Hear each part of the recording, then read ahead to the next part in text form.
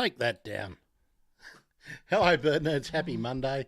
I was always going to get one thing wrong, wasn't I? Oh, I don't need that either, do I? Don't need that up there either. How are you? It's Monday. Casual streaming day today, but I've been looking over a bunch of articles that I thought were fun, but also some that are super depressing. But before we get started, hey, hello, Glenn. Hey, Glenn, are you watching on two formats today? Because I just noticed that you were on Instagram as well, or did you drop off Instagram? I don't know. We are streaming to Instagram for only the second time, so getting used to bringing that into the stream. Okay, so Glenn's doing the right thing and giving me YouTube credit as well as Instagram credit. That's fantastic. Thank you, Glenn. Pleased to see that. And how much rain are you getting out there in Campbelltown?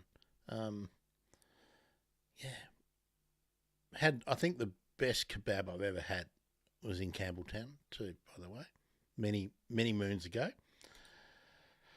All right, let's just start with an article that I thought was really cool, and we might be a bit slapdash the way we get to all the articles, but who cares? It's relaxing today. Excuse me, that was my noodles coming up. Okay, Glenn tells us 20 mils so far. Is that since midnight or is that since the 9 a.m. observations? Do you know? That's pretty wet. Pretty wet. We're having quite a nice warm day. I should note that Loz the lorikeet wasn't interested in coming out of the cage at lunchtime. He's been feasting on pear, and he's in a lovely shaded spot now and eating his lorikeet mix, and he wasn't interested in jumping out. He normally wants to jump straight on me, but no. So he's not joining us now. Maybe after intermission he will. And now I've got to keep looking over to Instagram. If you're on Instagram and you want to join in, and this is the same on Twitter, on Instagram I can go and look at your comments, but I can't bring them into the stream. If you want comments and questions to be brought up into the stream, and then I can pop them up like Glenn's comment here, YouTube or Facebook or Twitch is the best place if you want to actually be really interactive. I can usually see your comments come in, but it's not as easy to highlight them. Anyway, that's just inside baseball. Let's have a look at the first interesting news item that I saw. I saw this last week. Let me... what are we doing here? I would like this to be magnified. How do I do that? Looks like I can't. Okay. Oh, you're not even seeing it move, are you? That's because I'm on the wrong thing. Here we go. Can I magnify this? View, zoom in. Let's do that, please. Now the headline on this is pretty amazing.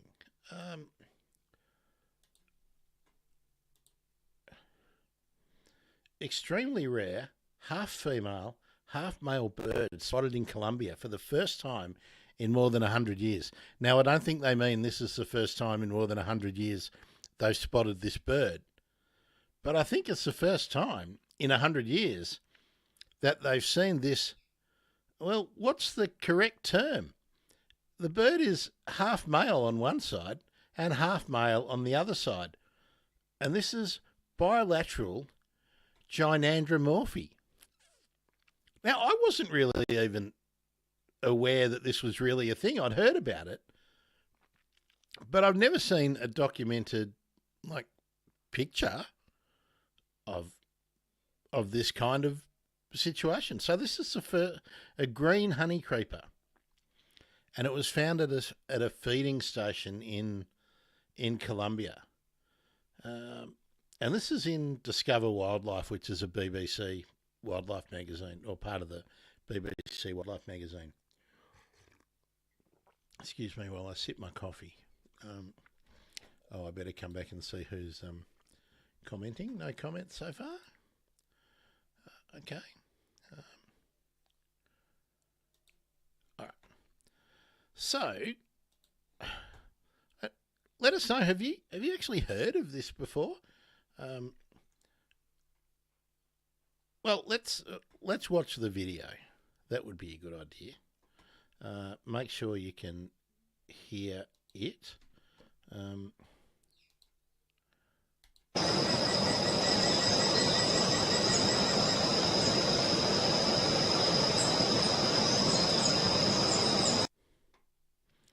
okay, well, that looks to me like it's a real bird.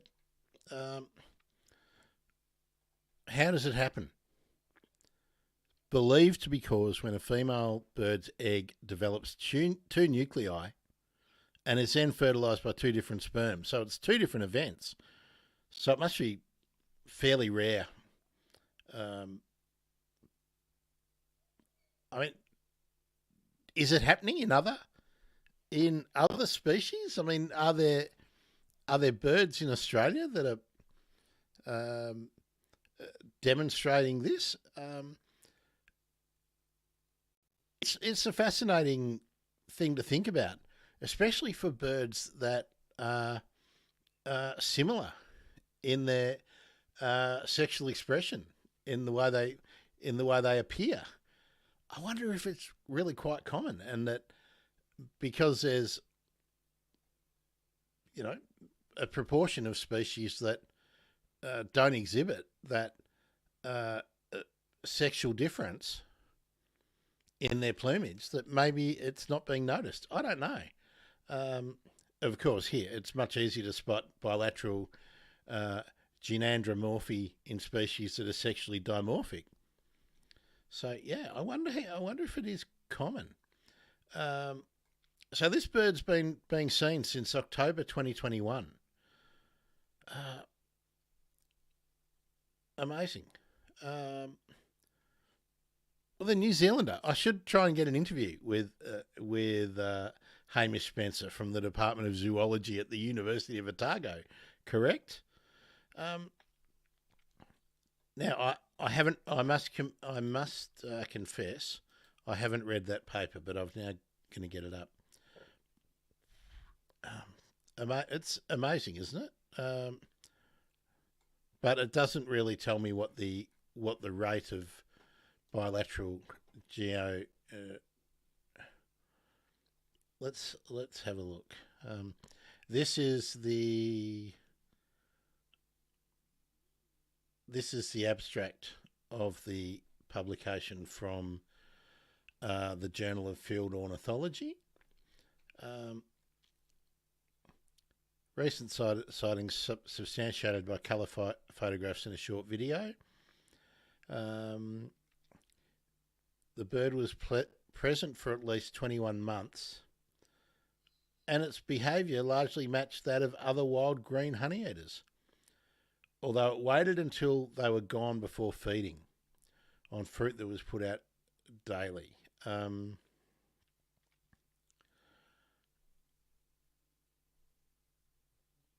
um, um, um. Oh, this is the whole.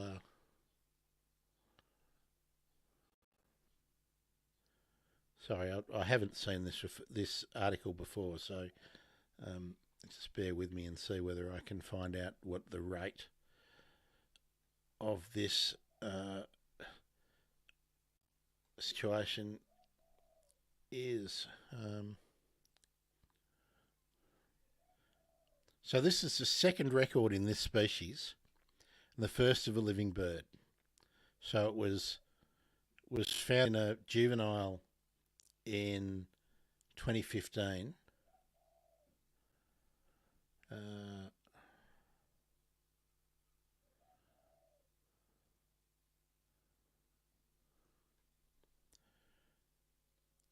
So, according to a publication uh,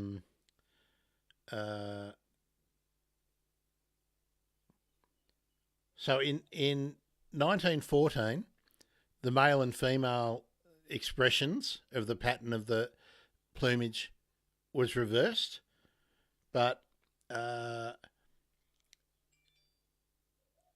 that's not Danny Texera, is it? Um, oh, I've got to go to that. Where's the references? Here we are.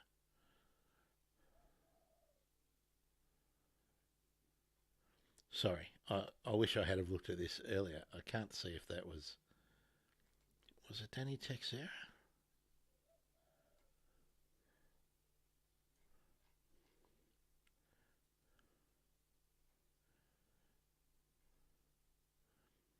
I know this is riveting looking at this. Okay, Kumalov, Kumalov, Kumalov, Kumalov.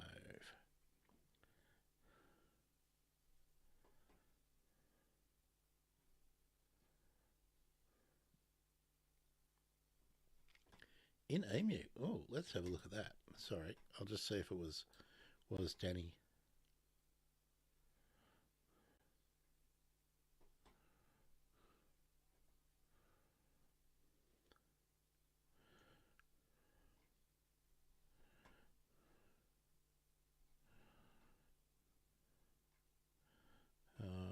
I don't think I can.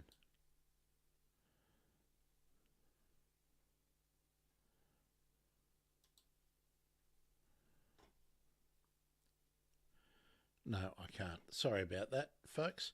Um, yeah. Yeah. Okay, where was I? Back on here. Anyway, that's. I thought that was probably the most interesting um, article that I have seen in the last little while. What do you guys think? Amazing, amazing. Right. Now let me get. Now this is another one in. Uh, just get this out. Copy link. And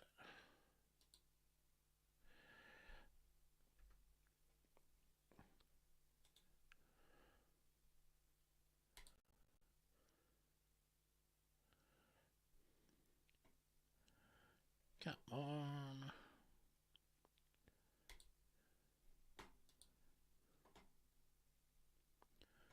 Come on, come on, come on, come on.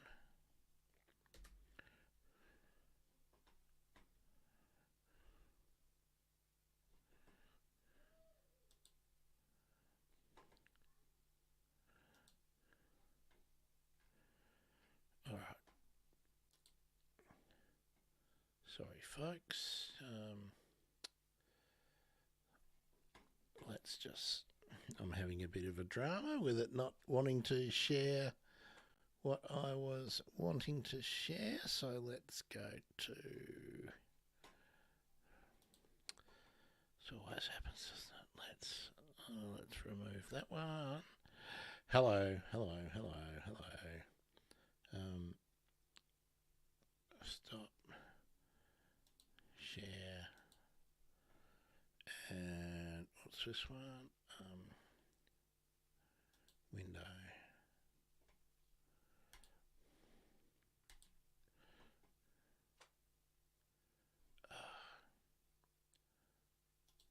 Annoying. Sorry.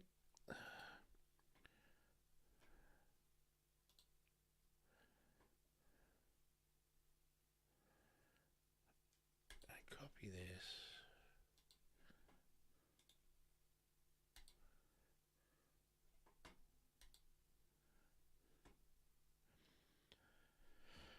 All right. So that's only in Apple. In Apple. Gee, that's annoying. That's annoying.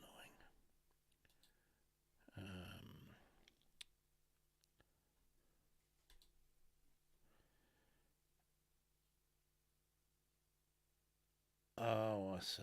I see. I see.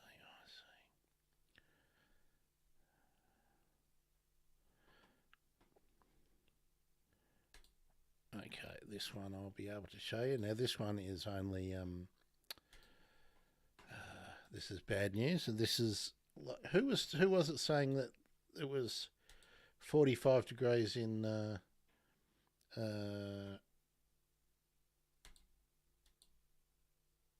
here we are. So this is why it's important to um,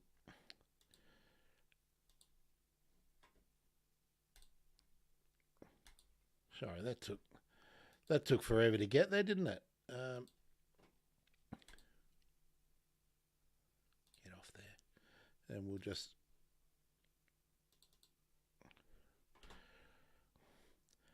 birds drop from trees. 45 degrees in Marble Bar. Uh,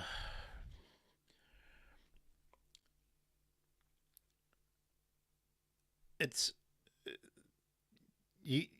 I've never seen birds drop like this galah with a perch in it, with a stick in its feet, but I have seen exhausted birds on the ground. They're obviously heat stressed. Um, and when I had my little nursery down in East Gippsland, on really, really hot days, birds would just find shade anywhere they could and be absolutely lifeless. But I can't recall ever seeing birds drop from from the trees. Um, so that Marble Bar, for those who don't know, um, it's it's in it's not, I think it's in the Pilbara, I believe, sort of in the northwest Pilbara, and they've had 27 days in a row as a record of days 43 degrees and above. Um, and they've had nine. What have they got here? Uh, More than 36 degrees since September 9, and more than 43 3 days since December 19. And this is January 12, so only Friday. That's astounding. Um, what can they tell us about the birds?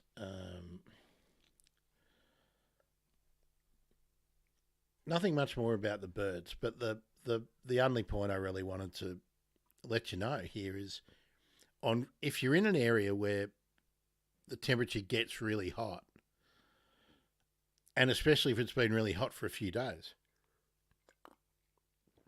and you've got a sprinkler, turn it on. Uh, and this is why it's important that if you're putting water out regularly for animals, that you put the water in the shade on hot days. I don't think the birds uh, will be interested in hot weather. Hello. Now that's wild talk, caring for carers. That's a hard one, Janice. Right? It's 21 in Canberra and overcast. I can't I can't pop you up. I can't actually pop your comment up on Instagram the same way I can for everyone else. But hello, how are you? 21 and overcast. It's actually just getting overcast here in Melbourne, but it's humid. Yeah, it's humid. Um, uh, all right, let me get to the next one. Oh, I hadn't even put it up, have I? Oh, here we go. Beg your pardon. Beg your pardon. So there's a galah with a stick. It's holding on to the stick that's obviously snapped, and they've just fallen out of the trees. Um, Astounding, astounding. Uh, you put the washing out, it'll dry in 10 minutes. Um,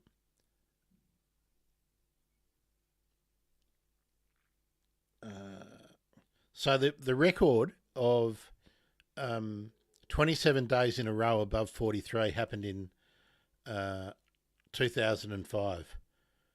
But we're nudging close to that record as we move through the weekend and into next week. So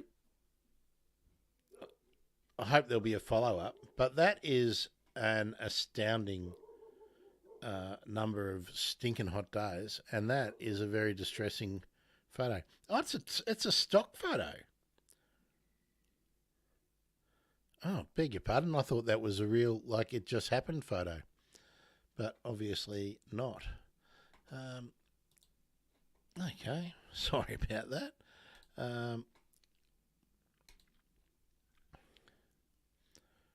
1927 Marble Bar set the record for 160 consecutive days over 37.8. That's hot. That's stinking hot. Okay, let me find the next one that I wanted to talk about.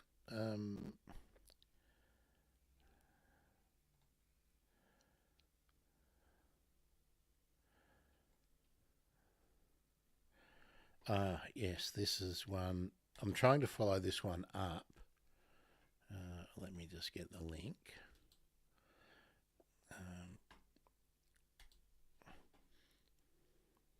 You may have seen this one. You may have seen this one because I think it got a bit of coverage in the news.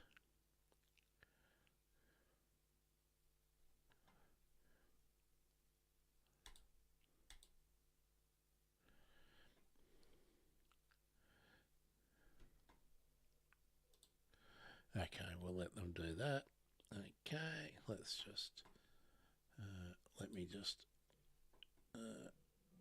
zoom in.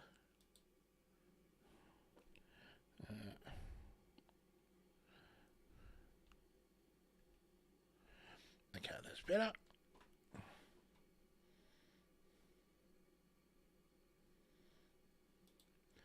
Okay, hopefully you've seen this one. Let's take your comment down there, Glenn. Let's check Instagram. Hello, Naomi on Instagram. Nice to see you. This is what I thought was a step forward. German researchers visit Perth Zoo and conduct world first insemination procedure for the western ground parrot. Okay, western ground parrot, critically endangered. One of the rarest of the world's parrots. So, two German researchers and inseminologists popped over to the Perth Zoo, where they have a captive population of western ground parrots. University of Gießen Birds, Reptiles, Amphibians and Fish Clinic Director Michael Liers and Wuppertal Zoo bird specialist Dominic Fisher visited last month to collect semen from western ground parrots in the hope it can be artificially inseminated into female parrots for future breeding. Less than 150 of the birds left in the wild.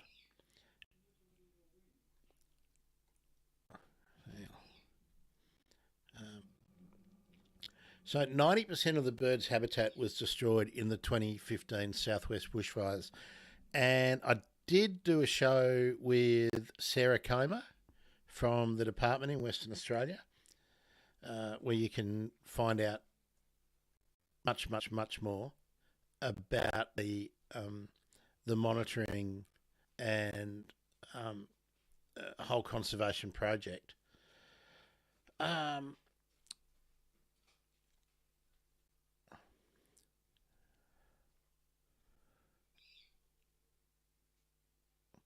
And they're trying to breed up enough birds that they'll be able to release captive bred western ground parrots into the wild population. But what they're doing at the moment is translocating birds from the really super at risk habitat to other less at risk and more protected habitat. But Sarah explained all that uh,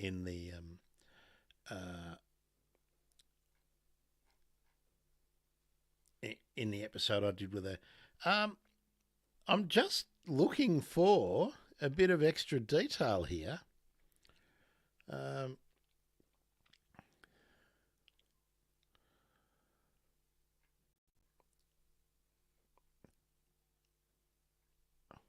not seeing it.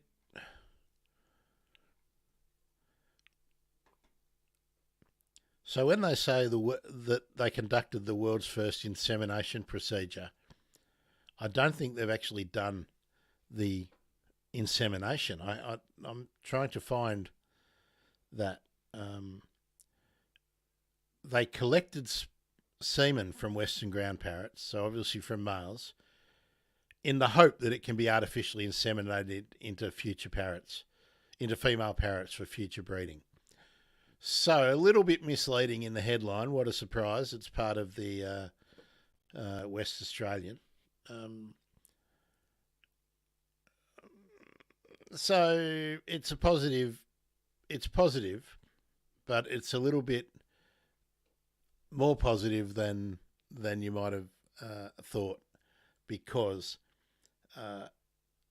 it's obviously good that they're collecting the semen or the sperm, and then I guess they're going to use a technique. I mean, this is me supposing, but I suppose they're going to apply what has been learned from lots of other parrot species, and then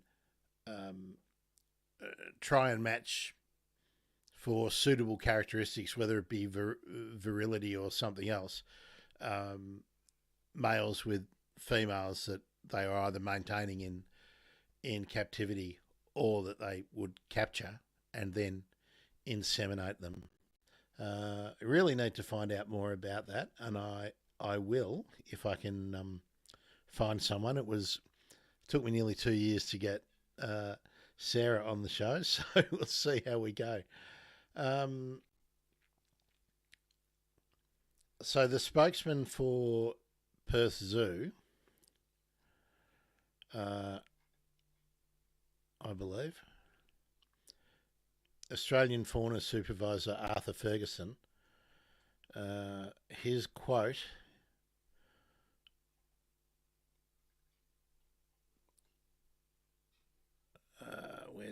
where's his quote that sums it all up? It's here, I think.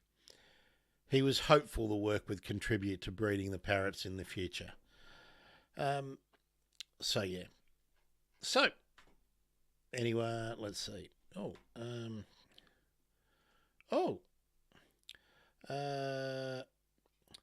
Francis. Sorry about that, Francis. I misidentified you. Humid as well in Canberra.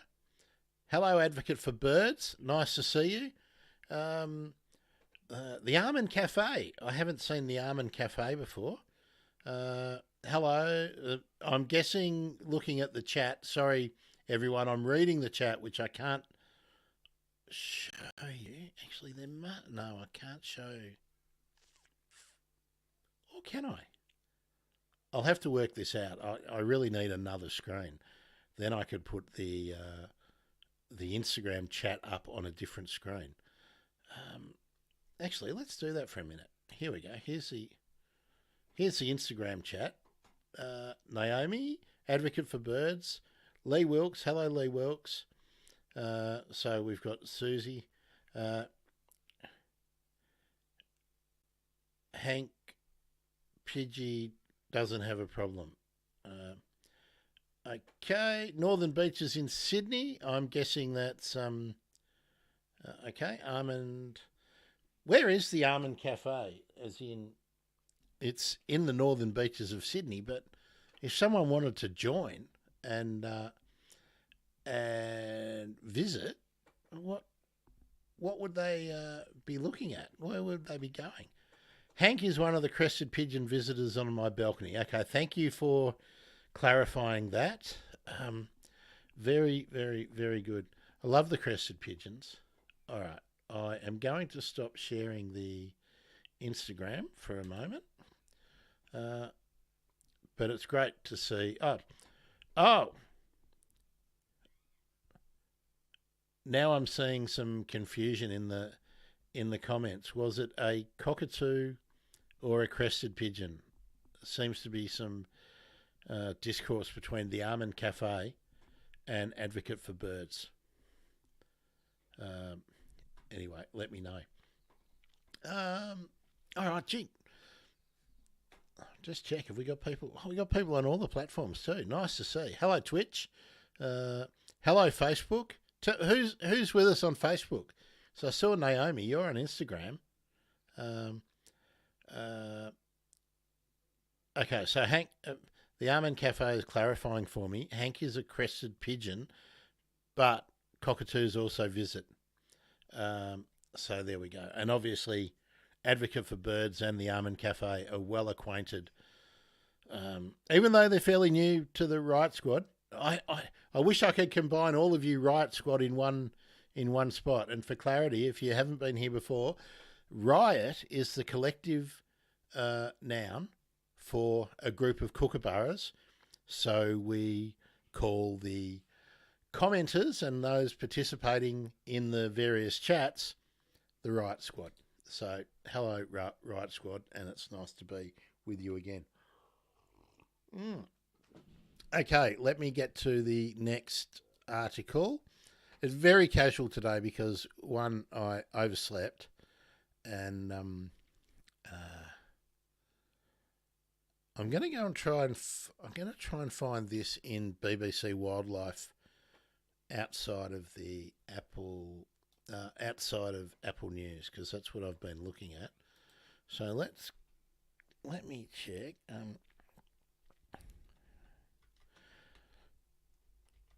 It doesn't let me share everything on the Apple News.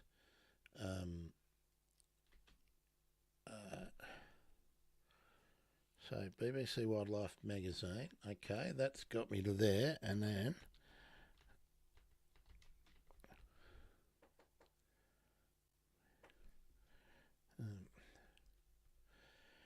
And I've kind of covered this issue before in Photography Friday.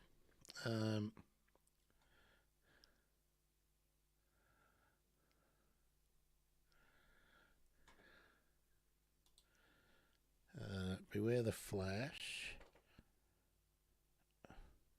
Oh no, it's beware of the light.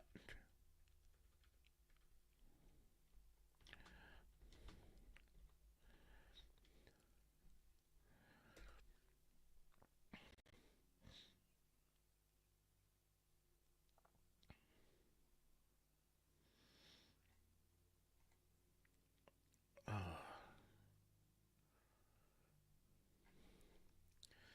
Looks like I'm going to have to put the whole thing in. Very annoying. Very annoying. But basically, I'll talk about it while I'm looking for it. It's talking about the dangers of using flash photography when photographing wildlife. It's time to.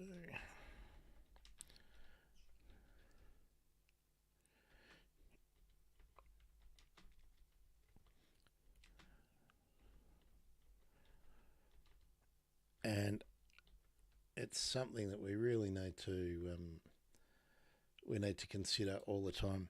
I find flash photography annoying, and I'm not a wildlife. Looks like I've found it.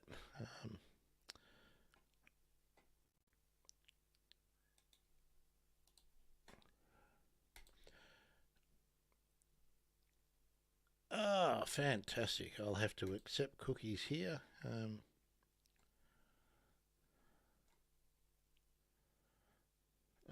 got to put my email in. All right, let's do that.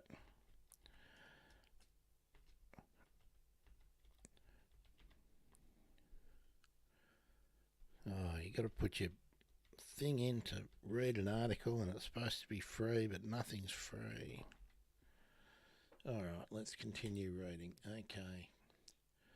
Oh, I've got to put a password in. All right, let's do that. Gee.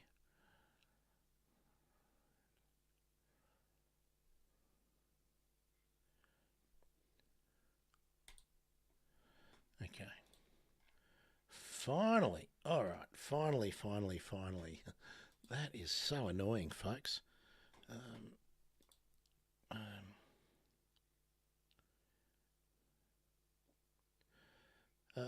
hello, Lee Wilkes from Brisbane. Naomi, Loz didn't want to come out.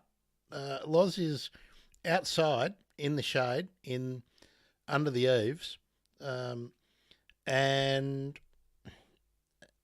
did not want to come out today. He was out earlier this morning, but didn't want to come out for lunchtime. So let me get this article up and let's talk about the. So I've got a couple we can talk about here, but let's first get to the actual article that I saw on BBC Wildlife, but it looks like it's been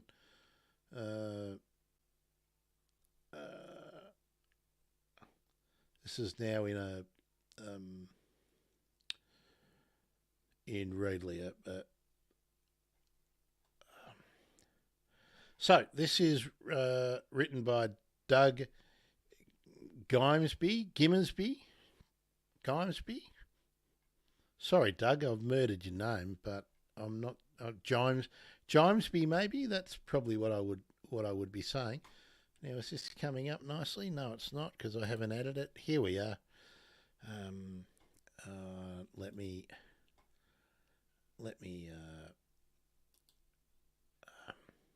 zoom in again on this too. Gee. Okay. So, it's time to talk about the potential impact of using additional lighting when photographing wildlife.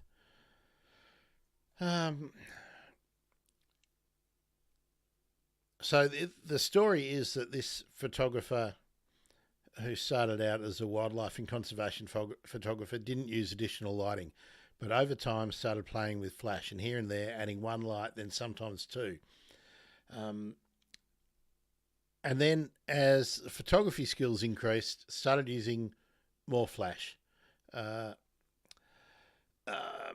the idea of flash is to accentuate not only the subject, the bird, but also maybe to fill out what are the other details in the frame. So backlight, background, or maybe highlighting rocks or crevices, or eliminating shadow, which might be falling on the critter or the plant. So 6 years ago, photographing little penguins of Melbourne, trying to capture their silhouettes in the dark against the city skyline, not far from me was a group of tourists trying to photograph the birds before they entered their burrows. Some were using on-camera flashes, some just their mobile phones with the built-in flashes going off. There were signs that said no flash, and the volunteer guides did what they could to educate the viewers, but relentless explosions of light continued throughout the evening, bothering me in the distance. I can only wonder what it must have been like for these little penguins close up.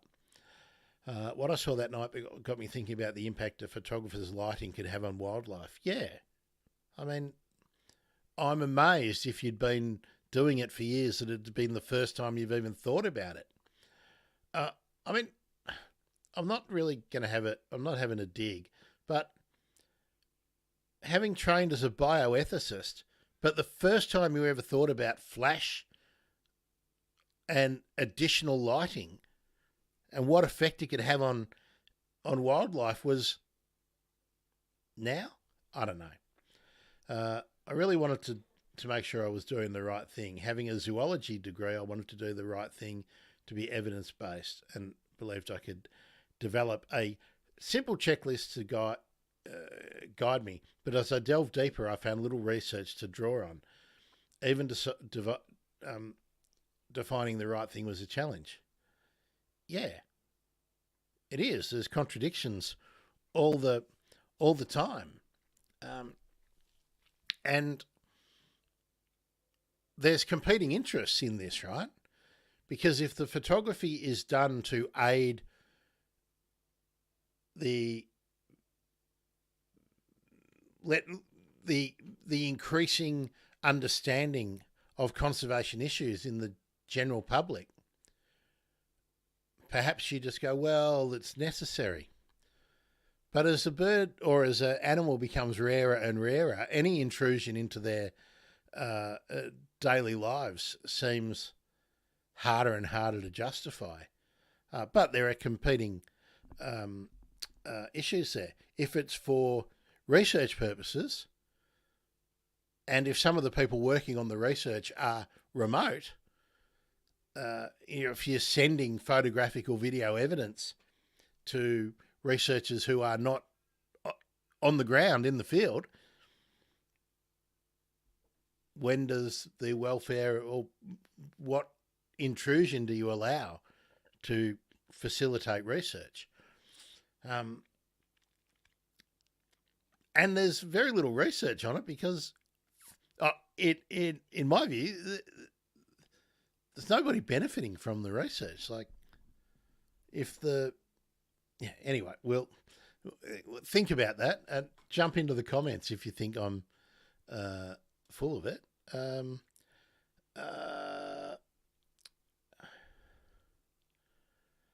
Oh, look, well, more. Hello, Cuda DC. Have I got that right?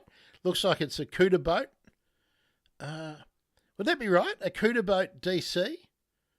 A DC being initials? Yeah. Let me know. Yeah. So let's get back to the article. For example, could it be justifiable to potentially stress an animal if the resulting image might significantly help its species? Many field researchers capture, tag and release animals knowing this process stresses the individual animal in the hope of gaining knowledge for the greater good. And did working with scientists and researchers provide some type of moral stamp of approval? It's an interesting case though, isn't it? If you capture an animal and you can like measure the, its teeth, its weight, assess the health of the plumage, you can assess the vigor of the animal. I mean, you can perhaps take swabs, you can maybe draw some blood. There's a whole lot of information you can gain from just one interaction with that animal. Yes, it will be stressed, but a video or a photograph is not going to give you anywhere near that amount. I don't think it's an equivalence. Anyway, let's keep going. Some of the negative effects of using additional light are generally obvious. We'll instinctively cover our eyes if someone shines a torch in our face, yes, for instance, and we know that car headlights can stun animals, stopping them in their tracks on busy roads as a large threat in the form of a speeding vehicle bears down. But not everyone knows this sort of blinding can have a consequential stress response that, for instance, may lead a penguin to abandon its nest, potentially resulting in the death of a chick, and that this kind of stress, if repeated or prolonged, takes a significant physiological toll on many animals, just as it does on humans, with effects ranging from immunosuppression and reduced reproduction success through to shorter longevity.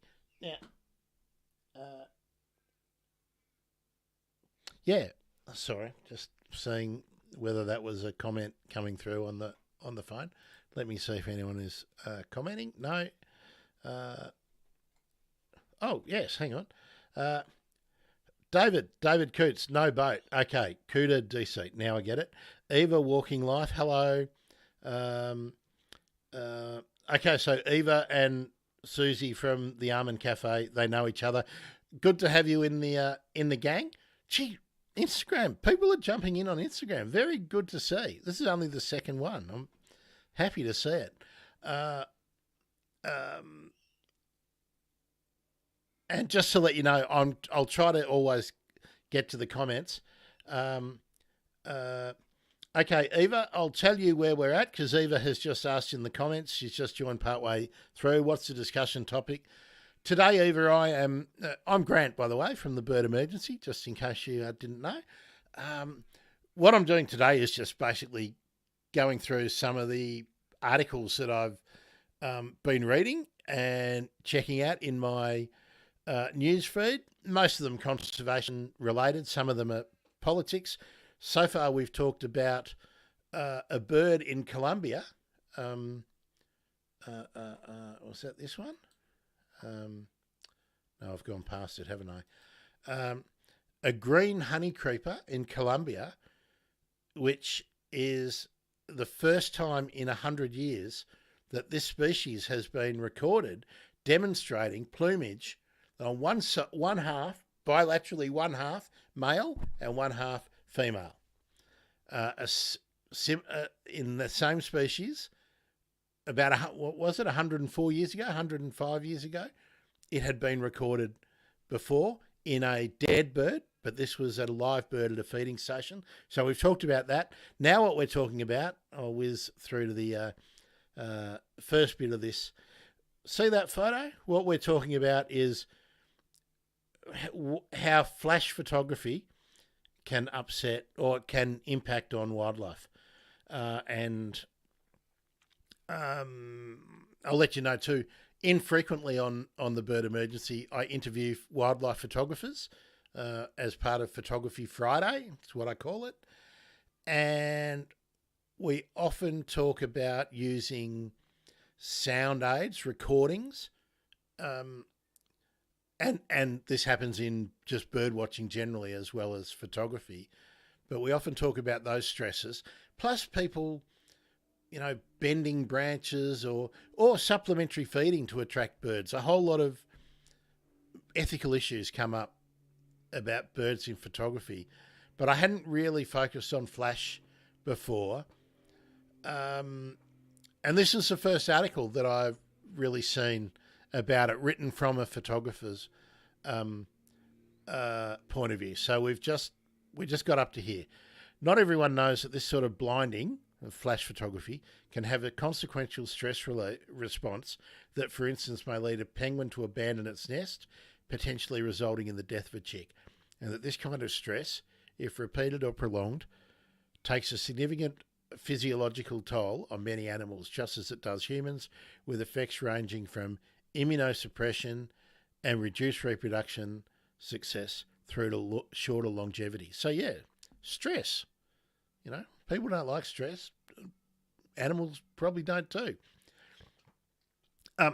So the author, with all these thoughts rattling around in my head, I decided the first thing to do was understand exactly what negative impacts using artificial lighting could potentially have. I read articles and spoke to academics and zoo-based wildlife experts and discovered there are generally three types of impact I should be considering: the physical, the emotional, and the behavioural, and that these can sometimes influence each other. Physical impacts include those that would immediately or sometime in the near future directly affect an animal's body, things like short-term or long-term damage to the eyes, the triggering of a startle response, causing animals to hurt themselves, or the loss of visual acuity, impacting their ability to navigate. I mean, you imagine that some species would be very, very susceptible to intense light. Emotional impacts will be those that affect how they feel, putting them into a state of distress, fright, or panic, for example, and all with the potential to have physical consequences, such as an increase in stress hormones. I would also think maybe if they're startled and they are perhaps temporarily blinded, and they take off. Maybe they can't see where they're going and they fly into something. And finally, behavioural impacts would be anything that altered natural routines such as eating, hunting, defence, parenting and resting. I also learned that different lighting techniques used on different animals and in different situations could have very different consequences, and that sadly, there was no single simple algorithm to suggest what to do and when. Yeah. For example, the Australian gannet keeps its eyes open when penetrating the water to catch food, adjusting focus instantaneously. Knowing this, you could argue that it's not acceptable to use flash when an individual dives into the water, potentially blinding it and preventing it from hunting, but is acceptable as it returns to the surface, where additional lighting would be no more intense than midday water reflection. Well, I guess it depends what lighting you're using, doesn't it? Conversely, platypuses close their eyes when diving, using electrical receptors in their bills to find food. So perhaps it's acceptable to use a flash at night when they're underwater with their eyes closed, but not when they're on the surface. And what about gliding mammals? For nocturnal species with their super light sensitive eyes, what about ours as well? Having a flash blasted at them mid-flight, potentially blinding them while attempting a landing, surely must put them in peril. You wouldn't want to do that to a pilot attempting to land a plane at night. But it's probably okay to use light on diurnal gliders. I don't know. Wouldn't that... I don't know. Is it? I don't know. As with any form of wildlife photography, the proximity of your subjects can also be an important consideration, as can where the additional lighting is placed. Yeah, this is dead set. For example, whether it is on the front on, side on, behind, or has the potential to determine how much light is in the animal's direct field of view and is therefore noticeable to them. Well, yeah. Interestingly, I learned something relevant to this that my diving friends may love or hate. An Australian study recently demonstrated that the use of flash has no negative impact on seahorses because of what they call the ripple effect. When sunlight travels through waves or wavelets on a sunny day, it causes very short duration, high intensity bursts of light like a flash. Consequently, the use of flash doesn't bother them or causes stress response. The bad news is the researchers also found that the simple act of getting close enough to them to use a flash did stress them. Yeah. So that's an interesting point, isn't it? It depends what you are measuring in your research. Determines what you find out. Okay, now we're going to talk about the spectrum of light, because animals see different spectrums of light. There are also various technological and scientific elements to consider, such as the colour of light. Microbat species such as Myotis and Placotis don't seem bothered by red light, possibly because it doesn't appear bright to them. So using a red gel might sufficiently mitigate any negative effects. And what about lighting used with camera traps? Especially given we don't immediately see the impact on the animal, if at all. These devices aren't species specific, so their use on a well-trodden trail might be harmless to one species but cause stress to another, or lead it to avoid that area to its detriment. A study in 2004 described how a camera trap set up to photograph tigers saw more than 50% decline in tiger shots after the first 5 days. And another in 2007 reported that kinkajou, a tropical rainforest mammal, I think it's like a loris, basically abandoned a branch towards which a white flash camera was aimed. Okay. They don't like it, maybe. Clearly, every case is different. There's no one-size-fits-all solution. For night photography, there are some good alternatives, traditional light sources, such as infrared cameras, which pick up heat sources and produce a black and white image, or starlight cameras, which use super sensitive and normally much larger sensors to produce colour images, but of course not all additional lighting is used at night, and this technology might not be affordable, appropriate or practical. So what to do? So far I've devised a checklist of 10 key questions that I ask myself whenever I think about using additional lighting. It's not definitive, it's only partially evidence-based, but it gives me a framework to reflect on before deciding on the right thing. Okay.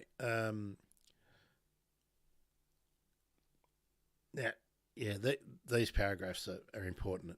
As a conservation and animal welfare photojournalist, I believe I need to keep creating images that will engage others to care more deeply and help our natural world. Kind of what I was saying earlier on.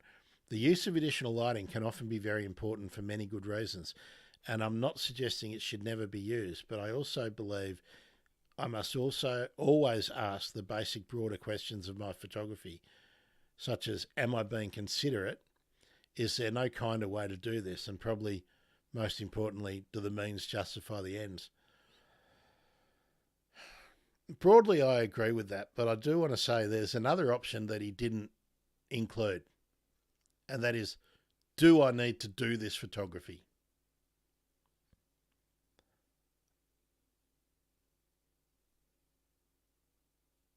I'll say that again. Do you even need to do the photography? There's paucity of information about the negative impact on additional lighting photography, and I know I'll make mistakes, but when I do use it, I will certainly use, and I certainly will occasionally. This journey I hope has helped ensure one thing: I'll always try to use it with a light touch.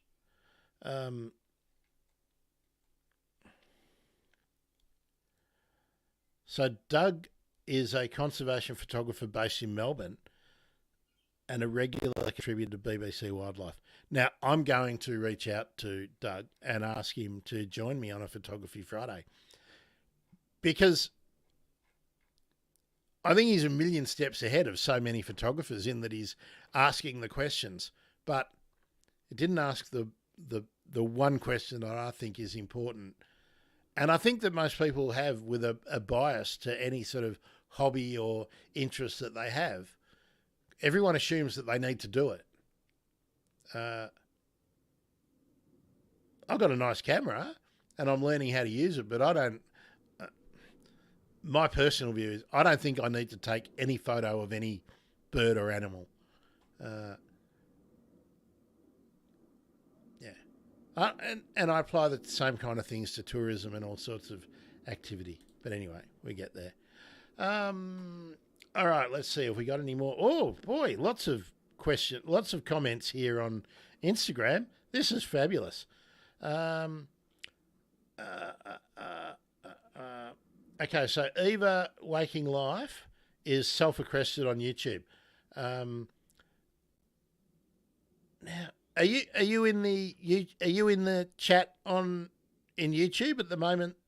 Self-accredited, because I haven't noticed self-accredited come up. I must say I'm really slack at getting into the comments once we're not doing live, so I must do that.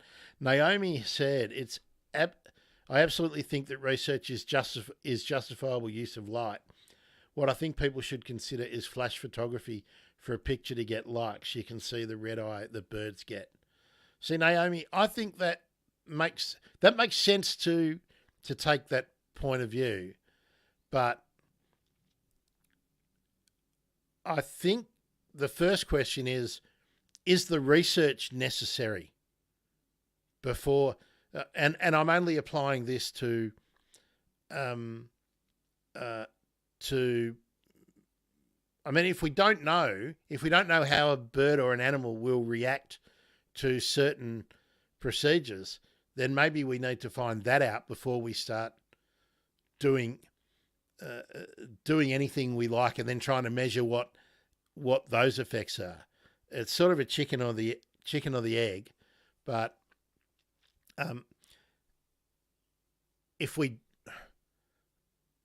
and it's really hard to know without doing some of the stuff, but it's really, really, really difficult.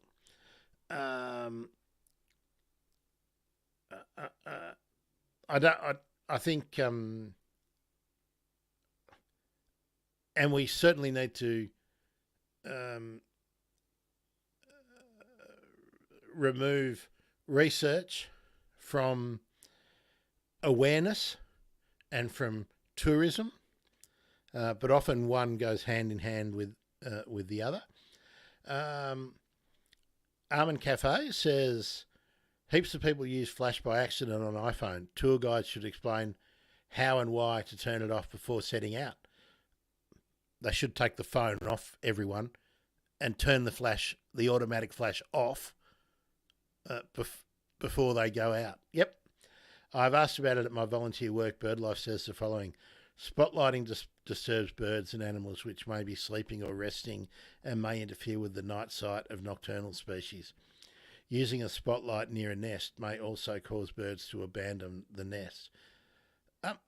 Naomi, I think just going out anywhere near, whether you've got spotlights or not, if you're out at night and you know it's a nesting site, that's the first issue. Should you be there? Whether you're spotlighting is a secondary issue. And spotlighting and flash is different, and the different spectrums you can use is different as well. But you've got to use them all to determine what the stress levels might be. So I think that we've got to go one step back. And if you're near a nest, do you even need to be there? And particularly if it's a rare bird, or if it's locally rare, should you even be doing anything that could disturb them? While talk caring for carers, I was always taught that using a red filter is appropriate. I think I'm glad this has sparked this discussion. There's not much in the way of evidentiary material to support these, truisms, or these old wives' tales, for want of a better term. As Doug said in his article, he looked for lots of information. I did a cursory search and I couldn't find much in the way of peer-reviewed material, but I did find lots of opinion pieces by people that you might be prepared to accept their positions. But when we're talking about reactions that can be physical, or that can have a physical effect, or that there's a physical stimuli that might cause an emotional response, I think that needs to be tested rather than assumed. All right. Hello, Prisms of Life. Nice to see you. Eva Walking Life. On the point about whether to take photos at all, let's not lose sight of the benefit of photography in appreciation of birds and the flow-on effects for conservation. Yes, I agree with that, but my point is that, can you achieve that without disturbing critically endangered birds? Do we need to take photographs of golden-shouldered parrots at their nesting site and potentially cause them to abandon the nest site? Making up a situation, I am, rather than just take photos of less rare and endangered birds. Can we achieve the same thing? And this is where I'm not convinced. I'm not convinced that we need. I'm happy to be convinced, but I think that often we would like to say that if we do one thing, it causes something else. And this is the other thing I bring up a lot in the show. Okay, let's talk about all the critically endangered birds that we've had success in increasing their numbers in the wild.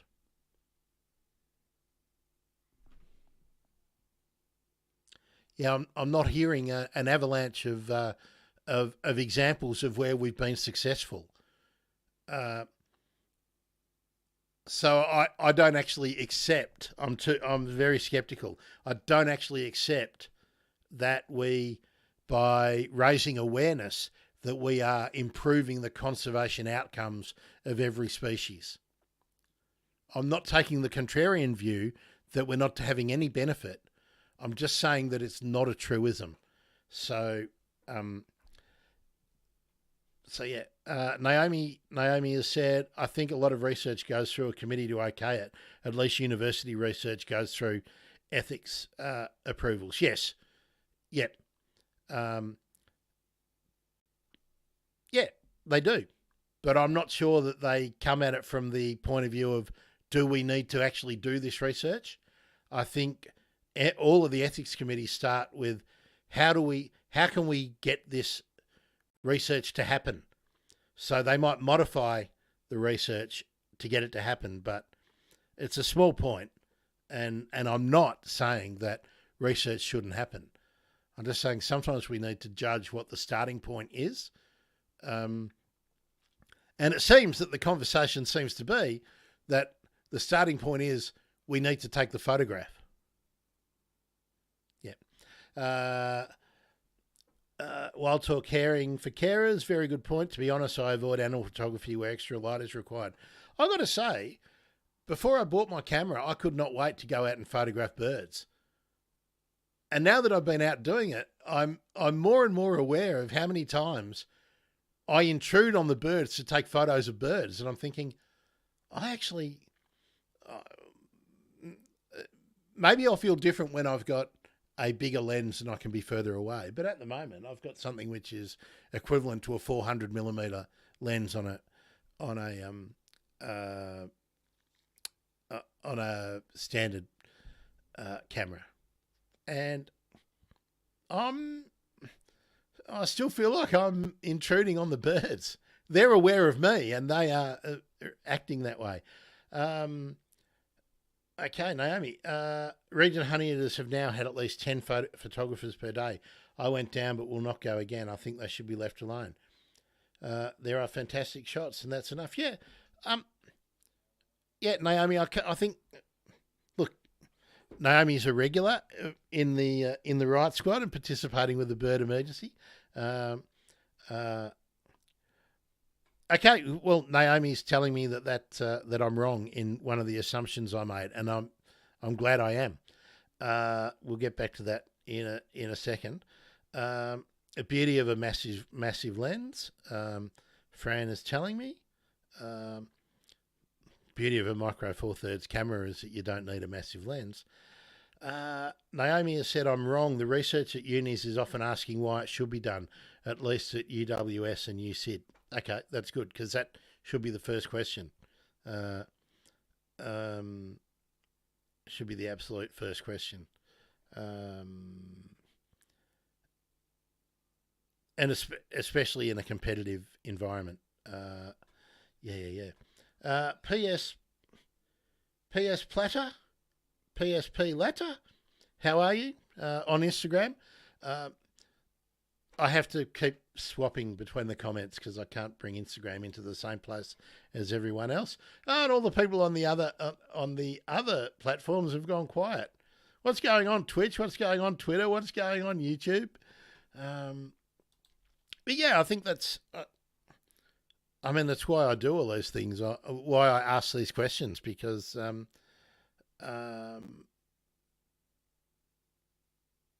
we should always be trying to find a better way of doing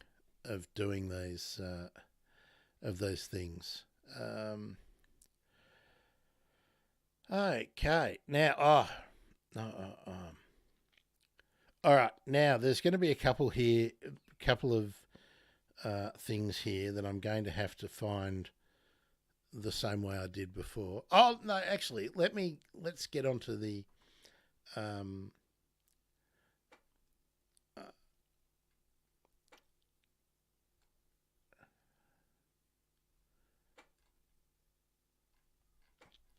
No, I think we'll leave photography ethics alone for a bit.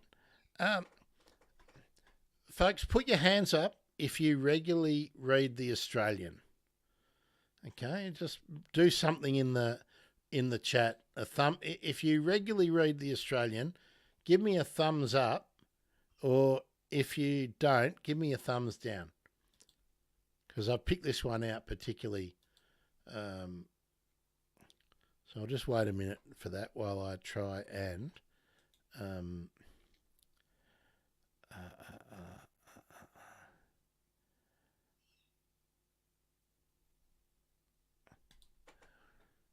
thumbs down, PS Platter. Good. Thumbs down, Lee Wilkes. Occasionally. Yeah. Like you only read it for the articles, right? Okay, let me see if I can get this one up without getting. Okay.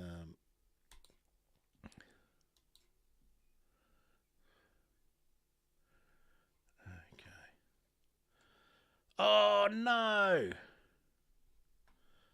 Oh no! This is one I have to. Ah! Damn it! Damn it! Damn it! Damn it! I've. Oh, can I? Oh, maybe actually, maybe I can do this. Hang on. Okay. Just bear with me. Okay. Hello, Elia3299. How are you? All right. Let me see if I can bring this one up because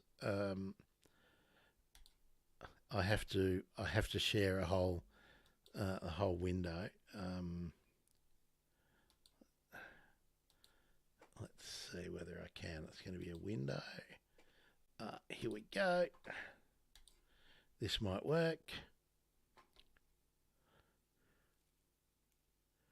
Where is it?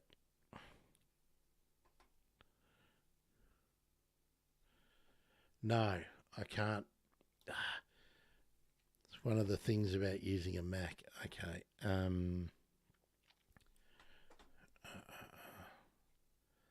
Yeah, I'm not going to subscribe to the Australian just to bring in this article, but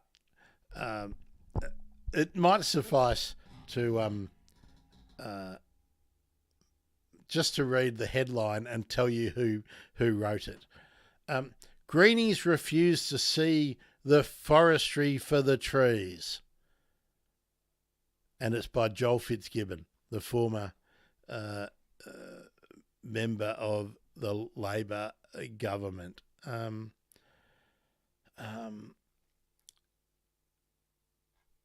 Anyway, it's a terrible article, but I'm not going to read it if I can't get you to follow through. Sorry about that. Sorry about that. I didn't realise that it wouldn't come into the.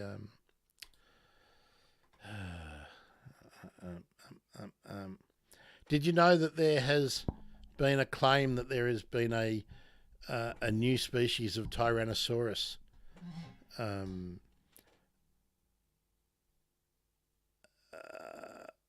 discovered or described? But we won't get to that one first.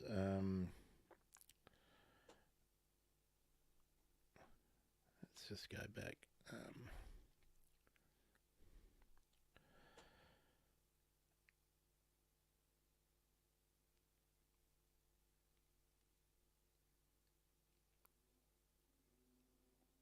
All right. Sorry. I'm just going to try and get this one. Let's see if we can get this one up.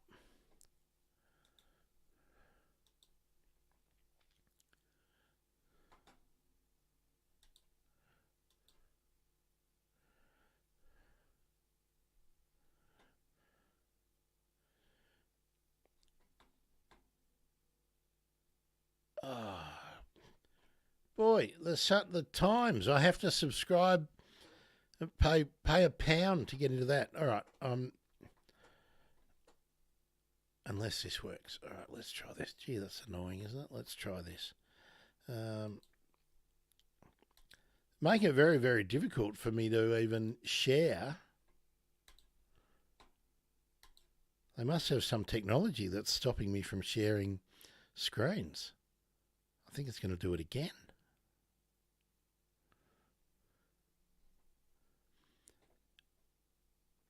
Yep.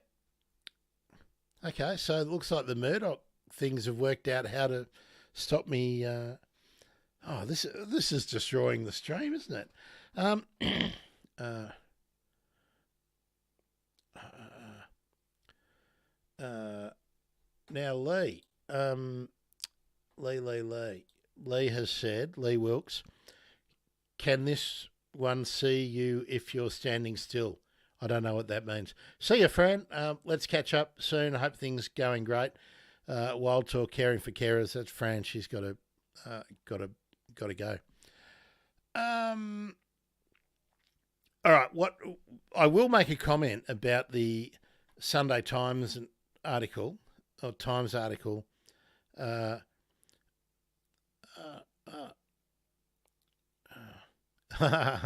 yeah, the new T-Rex, can it see you if you're standing still? Now I've got you, Lee. It's not going to see anyone from underneath its piles of fossilised rock. But the controversy, it's not widely accepted that that it is a new species. Anyway, it's but I just want to make a comment about this article that I can't share with you. My goodness, it's annoying. Unless I'm not going to subscribe to the Times or the Sunday Times, and I don't subscribe to anything that is a Murdoch thing. So I won't even give them $1. But the headline says, plan to make builders restore habitats delayed again. So the UK government had a flagship nature positive plan to restore wetlands, wildflowers and Britain's depleted natural environments. But they've delayed enforcing it again. New rules forcing developers to create more habitat than existed before the building of new homes were promised as part of the world-leading Environment Act, the cornerstone of the environmental law after Brexit. However, the start of the biodiversity net gain, hey, Australians, biodiversity net gain, hearing any of these terms?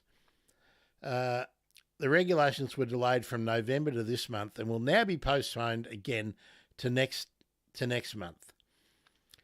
Environmentalists said the latest delay showed that ministers were not making restoration of wildlife and habitats a priority. 1 in 5 species has declined over the past 50 years, and turtle doves, hazel dormice and European eels among those facing local extinction. To win planning permission under the new rules, developers must commit to adding... So this sounds great. Developers must commit to adding 10% more natural habitat, such as planting new woodland. The latest hold-up is understood to be down to parliamentary delays because of the required secondary legislation being laid late, rather than a political attempt to postpone or kill it off. Really? Anyway, that's all I will read about that. Point being, why I found it so interesting is, hey, when did you ever read or hear government arrives at positive environmental legislation early? Government ignores the squeals of developers and rushes out environmental laws that conservation groups say will be amazing. When was the last time you heard that?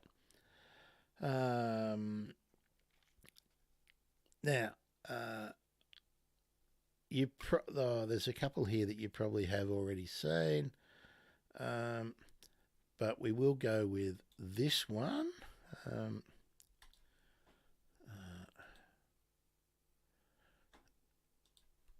That was annoying. We'll go with this one because this should come up because it's in The Guardian. So I reckon we should be able to share this one.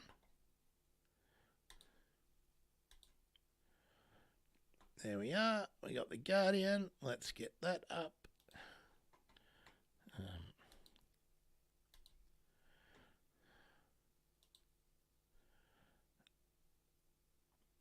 Okay. Oh, someone's given us some Facebook love. Who was that?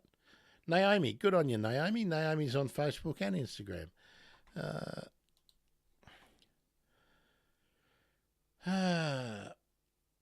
Now, there's now been a rule that I think they have discovered where 2% of species make up 50% of trees. And this is apparently over 3 continents. Just 2% of rainforest tree species account for 50% of the trees found in tropical forests across Africa, the Amazon, and Southeast Asia, a new study has found. Mirroring patterns found elsewhere in the natural world, researchers have discovered that a few tree species dominate the world's major rainforests, with thousands of rare species making up the rest. Led by University College London researchers and published in the Nature Journal, the international collaboration of 356 scientists uncovered almost identical patterns of tree diversity across the world's rainforests, which are the most biodiverse places on the planet. The researchers estimate that just 1,000 species account for half of the Earth's 800 billion trees in tropical rainforests, with 46,000 species making up the remainder. Our findings have profound implications for understanding tropical forests.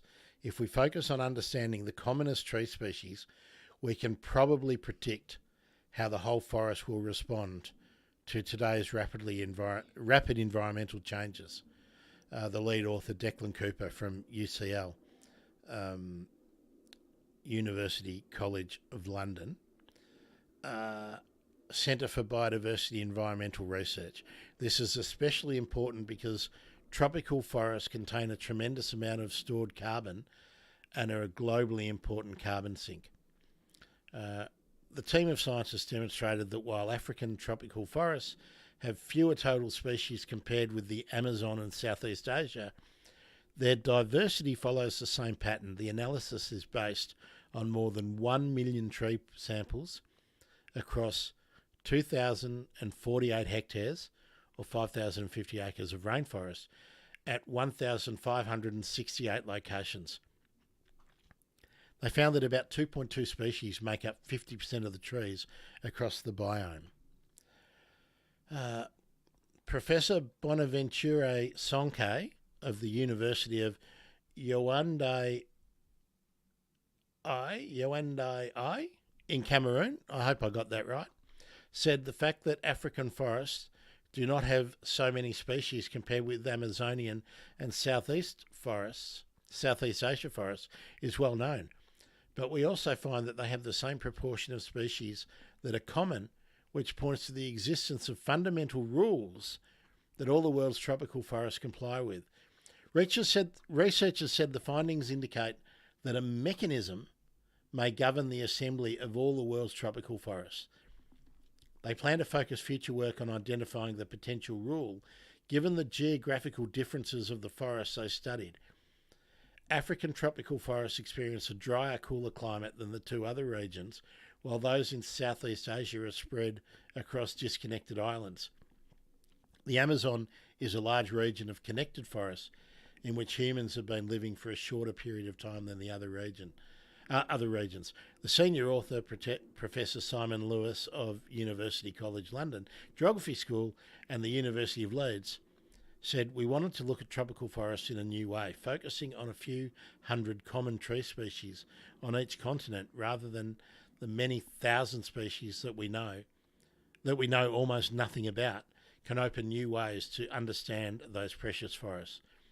The focus on the commonest species should not take away from the importance of rare species. Rare species need special attention to protect them, but quick and important gains in knowledge will come from a scientific focus on the commonest tree species. Okay, we'll have... I cannot believe it. I went through that whole thing without sharing it, didn't I? I did too. I'm really out of practice.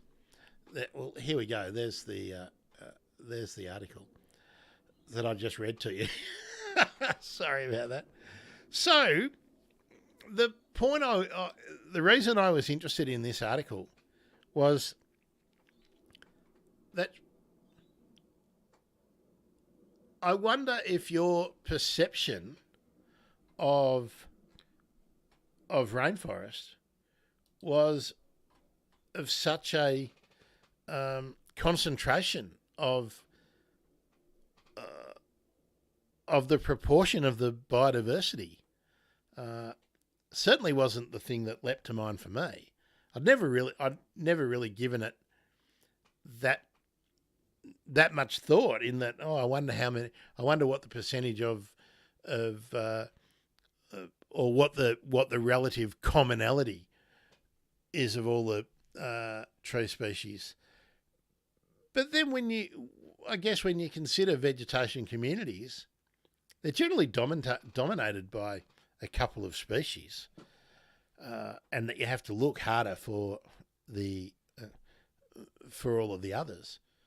And I wonder whether that can be extrapolated further, and I wonder how similar or how different it is for animals, birds, insects, and other plants. Yeah. Okay, so that was that one. Now,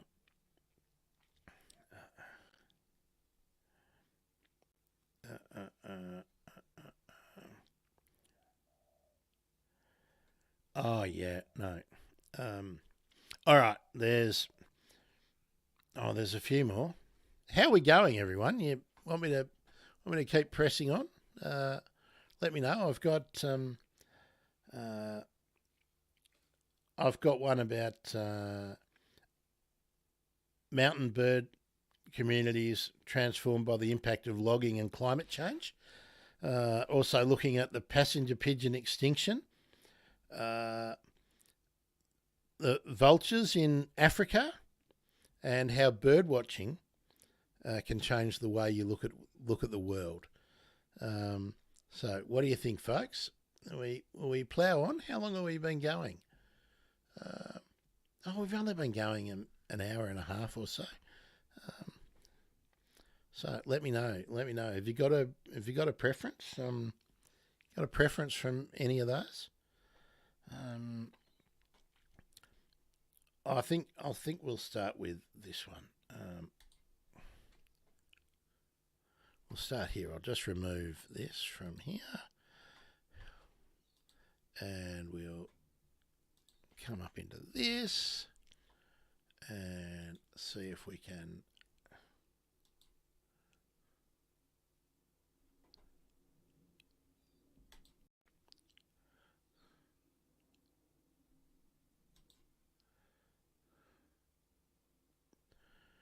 Okay, let's.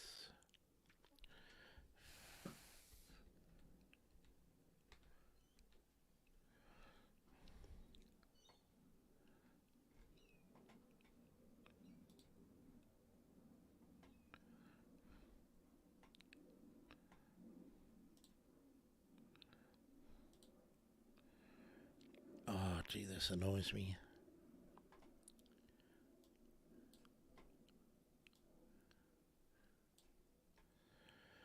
All right. All right, let's get this one up.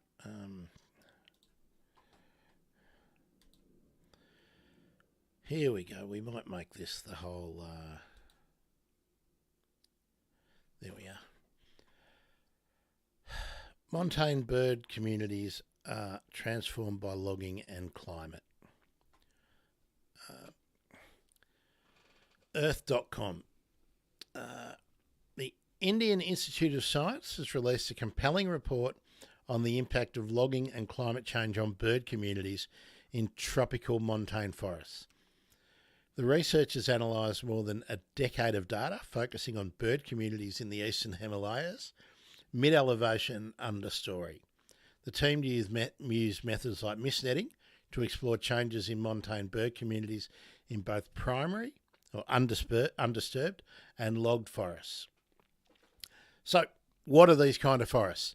They're ranging from 150 to 200 metres in altitude to 3.5 thousand metres, 3,500 metres in altitude. And they're generally biodiversity hotspots, a tropical montane forest. In tropical mountains, each species has a particular niche where it is found. The restriction creates much more diversity in a small space, explained Rita Broto Chandra, a former project associate at the Centre for Ecological Sciences. Tropical mountain forests ecosystems face significant threats from forest loss, climate change, yet very few studies have explored these impacts. Birds, and indeed much of the flora and fauna of tropical mountain ranges, are extremely temperature sensitive and are responding to global heating rapidly. Also, most of the world's terrestrial biodiversity is concentrated in tropical mountains, noted Professor Umesh Srinivasan.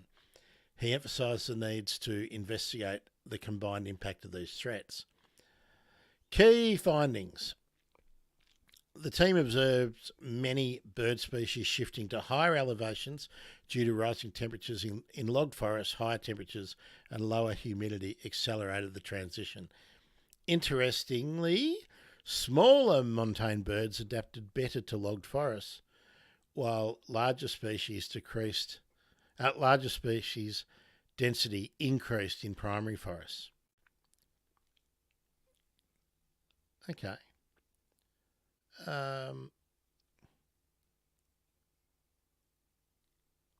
That raises a question.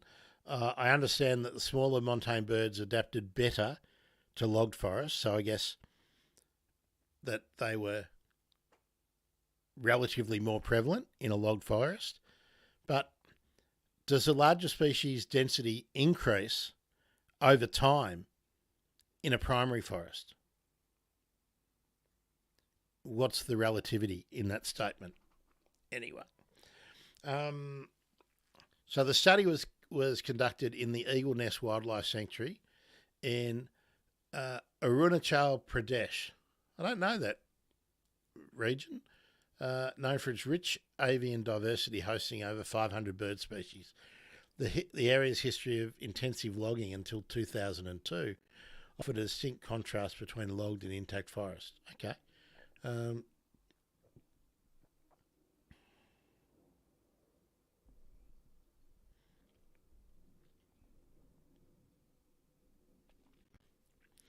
Okay, so it's undeveloped.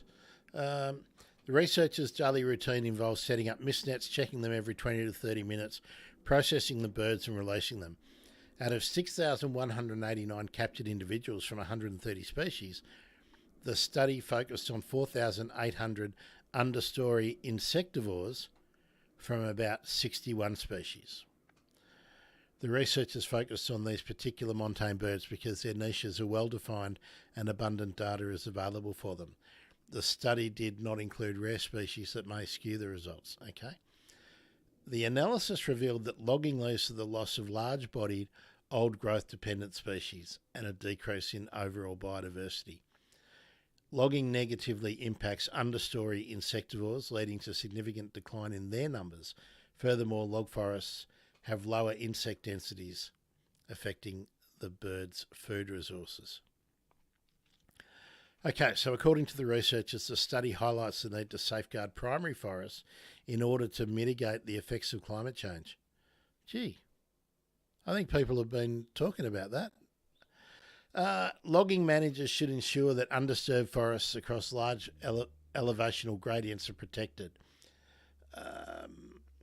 He explained that this will allow species to shift their ranges upwards in response to climate change and maintain survival. If species encounter degraded forest while they shift upward, certain species will most likely go extinct. Okay. as joyous, don't you think? Now join in on Twitter or YouTube or Twitch.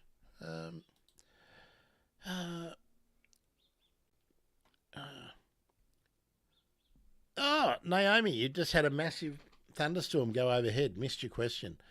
I'm not sure. I can't remember what the question was. We've just been going through this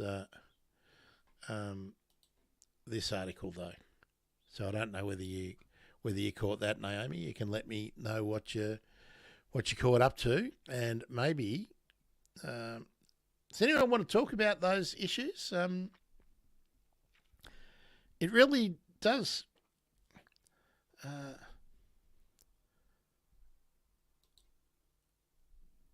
I was thinking that article sort of reinforces a lot of things that we might think were truisms.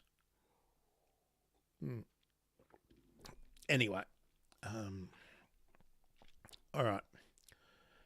I'll tell you what. I think we'll be getting on to 2 hours by the time I do the next one. I'm going to run through one more. Let's just take this out for a minute. Pop another one in. This got me thinking. So let me get it up.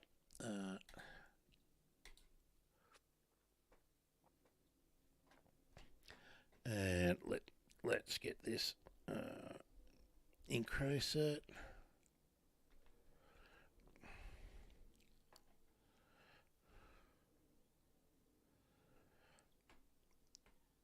All right, let's get this one up. Right. Birdwatching changes the way you look at the world. It truly is a gateway drug to environmental awareness. More than a simple pleasure and ticking off a species off a list, it's a hobby that dwells on the joy of being alive.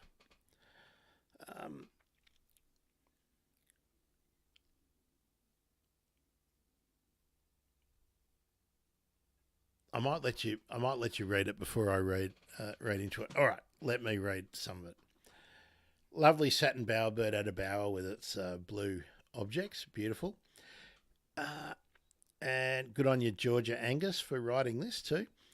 As city dwellers head off for the summer break into the country or along the coast, their focus might be drawn to a splash of colour from a king parrot in the bush or a land sandpaper on a deserted beach. For most, it's idle curiosity or an appreciation of nature that draws their attention. But for some of us, birdwatching is serious business. To onlookers, birdwatching appears to be a very niche hobby. Spot a bird, tick it off your list. Nah, it's a narrow formula. In practice, however, birdwatching requires a broadening of perception. To fully appreciate birds and their behaviour, you need to be paying attention to other aspects of their environment, and that is what it's all about.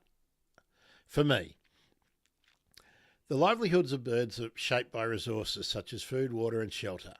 The resources are also influenced by other animals, plants and fungi that share their same habitat. The ecosystem, in turn, is shaped by global patterns of weather, temperature, aspects of geology and human influence.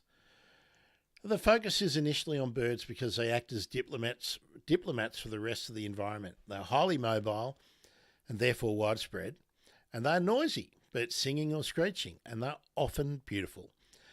Birds are the heralds which provoke our curiosity, and once curious, it becomes difficult for us to ignore the animals, plants, watercourses and weather patterns that underpin the survival of these creatures. Dead set. Birdwatching truly is a gateway drug to such environmental awareness, and that's why I'm so passionate about it. Good on you, Georgia. Me too. Birdwatching teaches us to value birds, which compels us to value the host environment.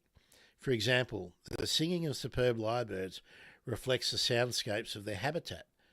These birds also improve biodiversity by turning over literally tons of leaf litter every year while they look for invertebrates. These birds are ecosystem engineers, just like the brush turkeys and the jungle fowl and mallee fowl. These birds are ecosystem engineers, subject to and in turn contributing to the push-pull of their habitat. This push-pull interaction is a phenomenon we can appreciate in many bird species, including seed-dispersing mistletoe birds and cassowaries, insect-moderating pardalotes, and pollinating honeyeaters. Yeah. Let's see, who's commenting? Here we go.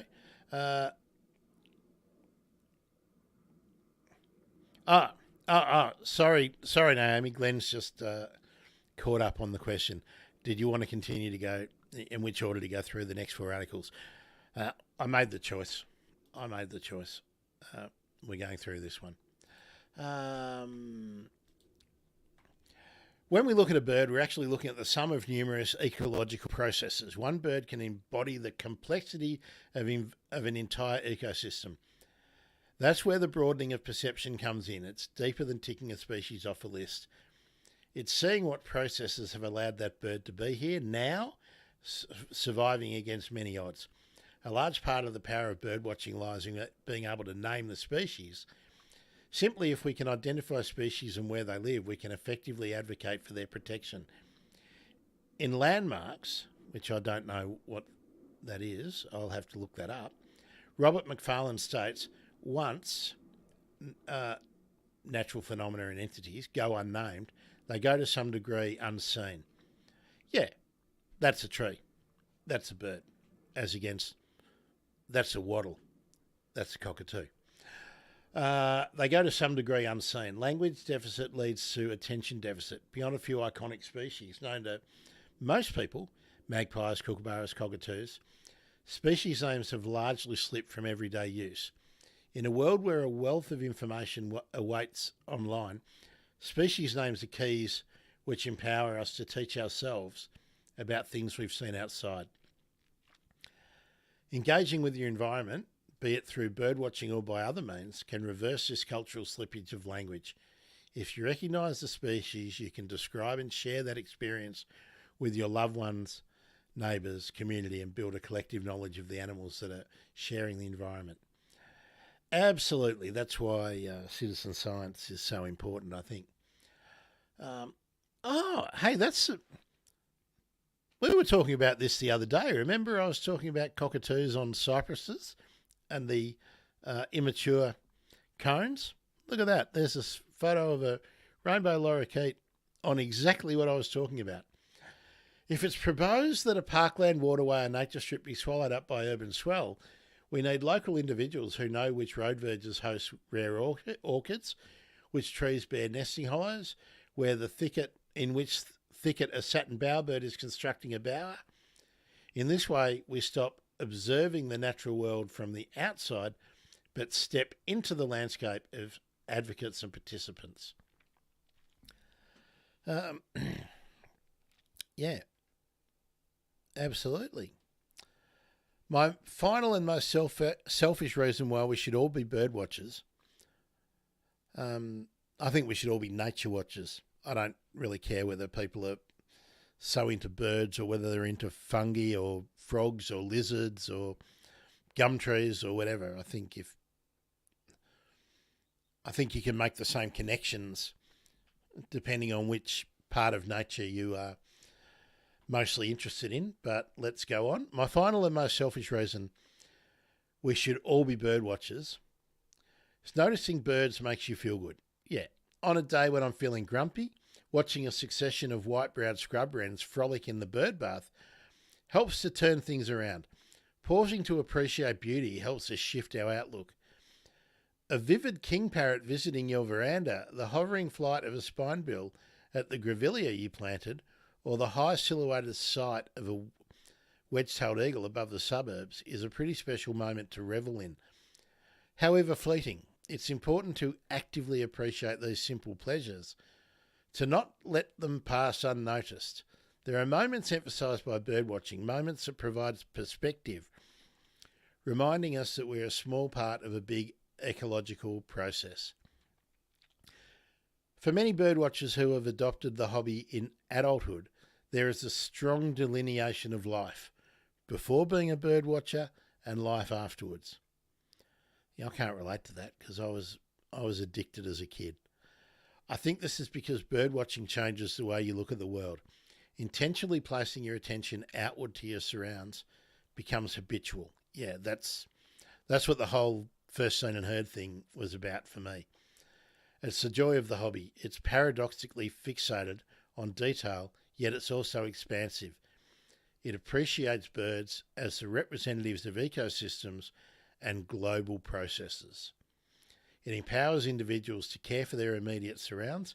It also helps us engage with community about the collective spaces we all use. It also helps us name and make tangible the species we observe and we no longer see.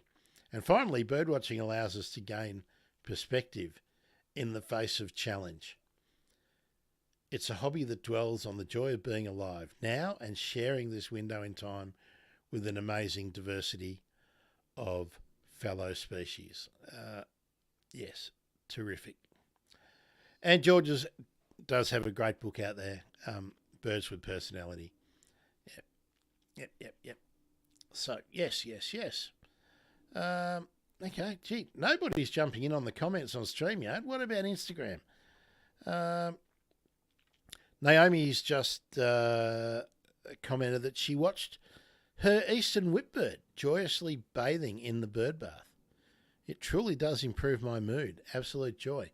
Well, that's good. You're lucky to have an eastern whipbird, I must say. Very, very, very lucky. Very, very, very lucky. Okay, I've read more than 28 articles in last year. I just do it on different accounts. Sorry, Guardian. Okay, I'm going to remove that. Folks, I'm gonna wrap up shortly. So if you've got anything else you want to say now's the time to do it. I discovered a really cool video on YouTube earlier today. One of the reasons I was a bit late today was I was jumping into it. I will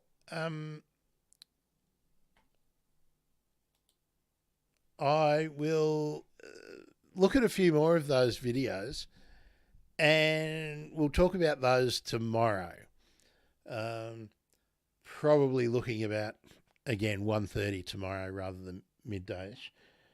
And it's looking at some of the cockatoos that visits people's balconies. And we'll also have a little bit more of a discussion about the use of flash and other lights in photography, because there's a couple. I did find a few more articles, but I don't want to labour the point too much today. I want to have a bit more fun. Oh, I can probably take that banner down now, can't I? There we are. I'll get rid of that. Maybe Loz will want to join us tomorrow.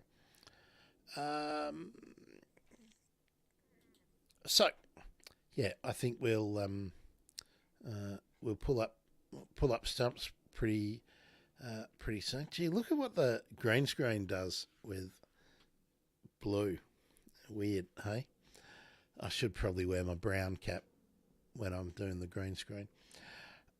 So yeah, tomorrow we're going to look at some really, at least one really interesting video about cockatoos and problem solving with wild birds visiting balconies I'm pretty sure they're in Sydney. And if possible, I've reached out to the person who made the video, and hopefully they can come on and talk to us.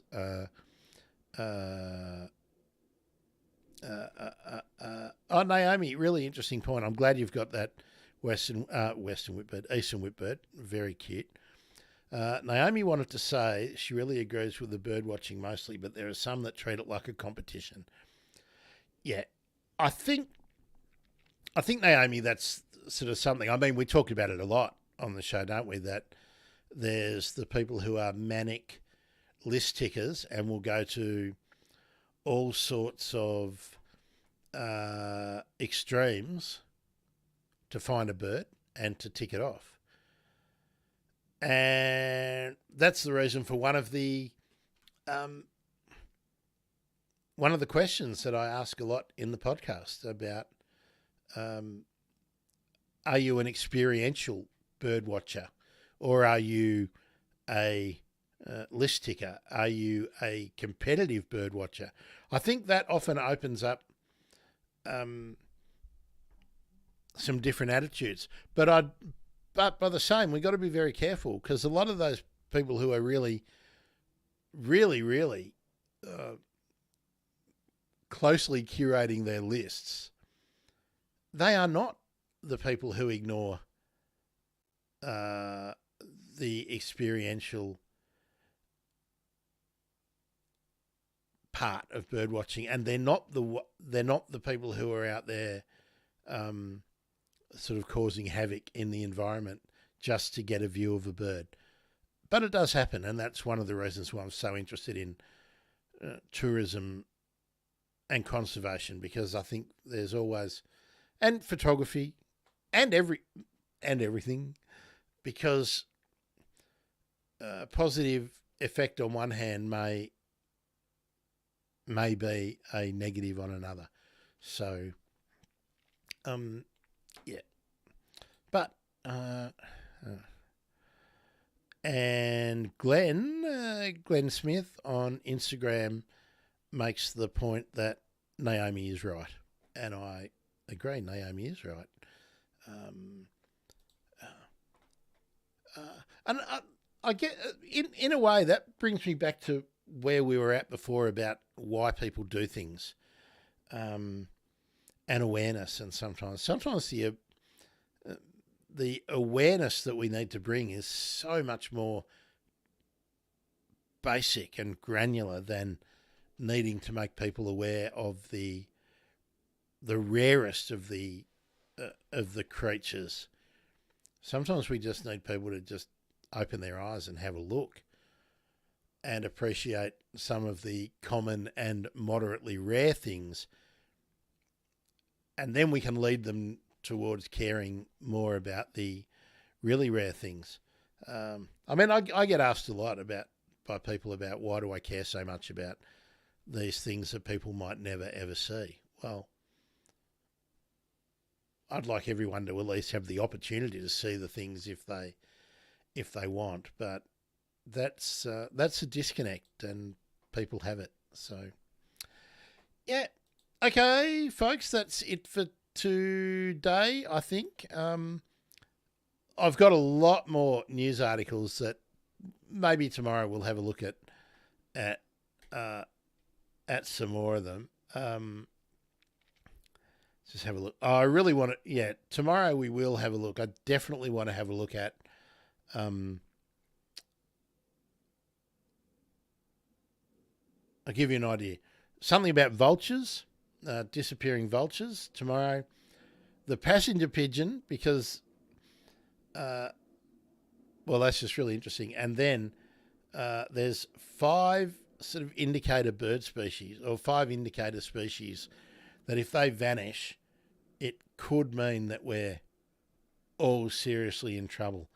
I'll just scoot down my list and see.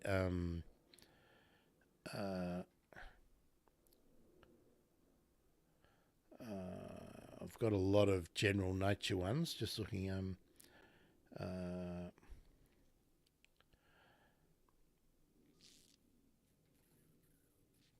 There's a couple of funny ones too.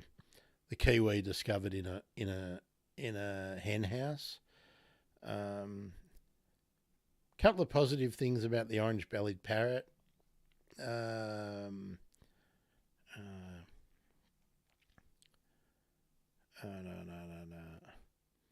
Oh, And yeah, another one about the human-driven extinction of bird species. So we'll get into those. We'll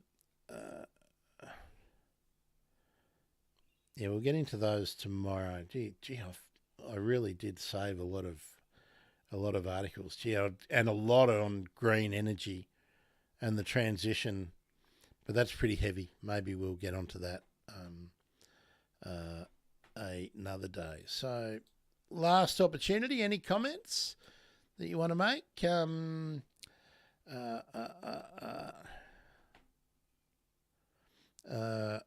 Okay, Naomi comment. Naomi didn't hear the question that I put earlier. Okay. Naomi's in a little competition with her friends who sights the most birds per year.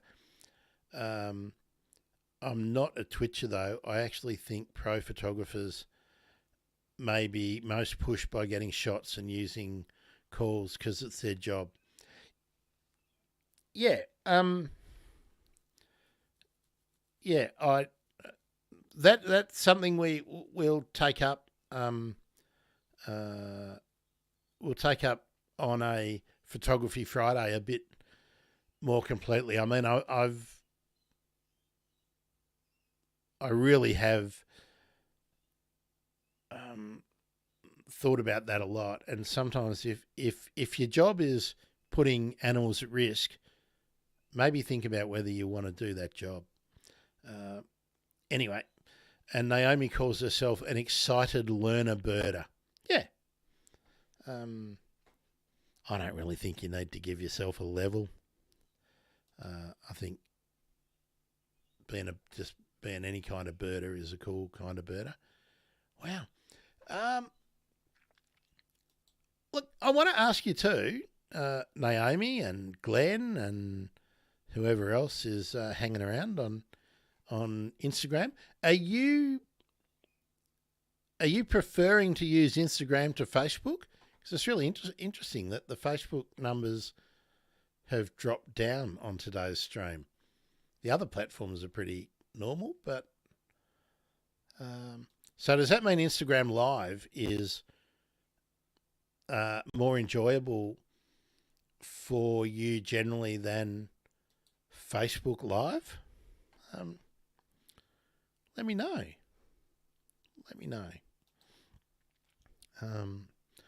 All right, I'm going to put some music on for a minute or two. I'll put on Feeding the Ducks, and we will just hang out for a minute or two while we see if anyone else has got anything else to say. And if not, I'll pull a pin. I'm really interested if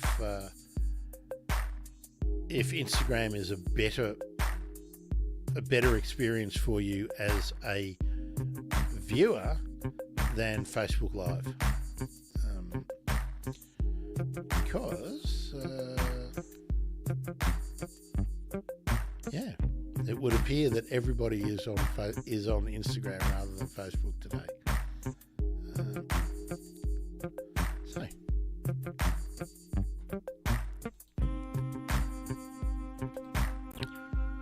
Oh, Martin. Hello, Martin. Martin's missed everything. Well, Martin, maybe I'll do a bit of a recap tomorrow. I'm going to pull the pin shortly. We went over a couple of interesting news articles. You can, of course, watch the replay on YouTube if you would like to. Or you can come back tomorrow at about the same time. I think tomorrow we'll be talking about 1:30 again. And tomorrow we're going to talk about, what did I say? The passenger pigeon.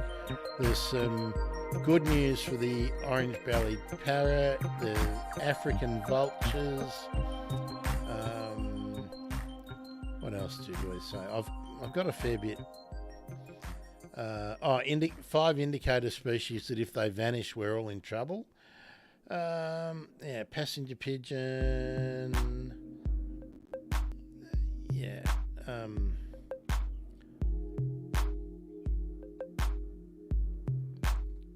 I think that might be that'll be the good place to start. And the kiwi discovered in a chicken coop in New Zealand. Just thought that was interesting. Human-driven extinction of bird species twice as high as thought. So there we go. We got good news. Good news all around, hey?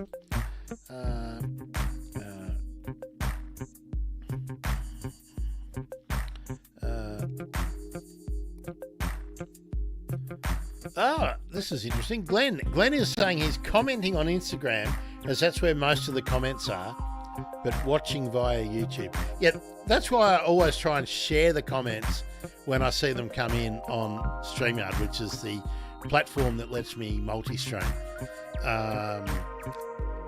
But I think that generally means that most people can only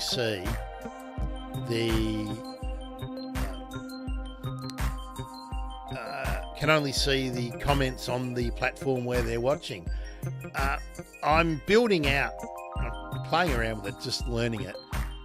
I'm going to start putting all of the comments in a feed on the screen.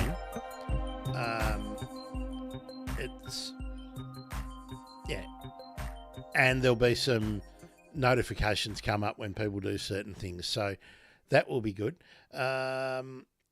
Naomi tells me, let's see. So Instagram uses less power. Okay. I'm guessing that's what you're saying. It uses less power, so you like it better.